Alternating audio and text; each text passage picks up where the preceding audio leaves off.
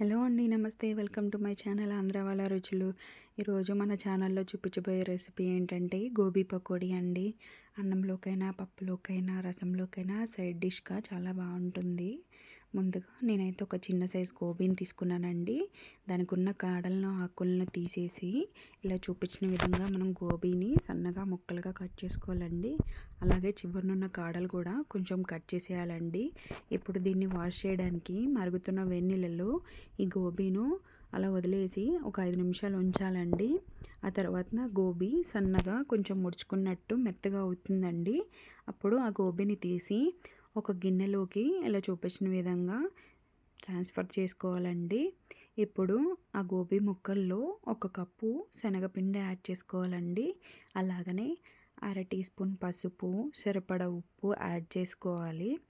కారం ఒక spoon add చేస్తున్నానండి నేనైతే. కొంచెం స్పైస్ ఎక్కువ కావాలంటే ఇంకా కొంచెం కారం యాడ్ చేసుకోవచ్చండి.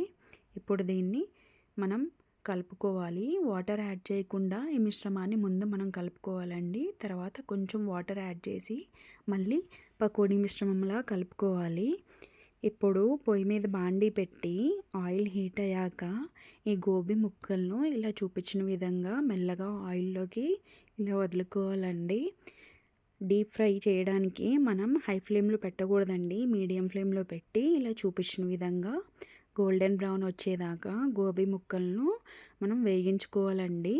అదే హైలో పెడితే కనుక లోపల గోబీ అనేది ఉడకదండి, పైనేమో క్రిస్పీగా అవుతుంది. అందువల్ల మనం ఇలా చూపించిన విధంగా మీడియం ఫ్లేమ్లో పెట్టి అన్ని ముక్కలను ఇలాగే వేగించుకోవాలండి. అంతే, ఎంతో టేస్టీ గోబీ రెడీ. ఈ వీడియో నచ్చినట్టయితే లైక్ చేయండి, షేర్ చేయండి.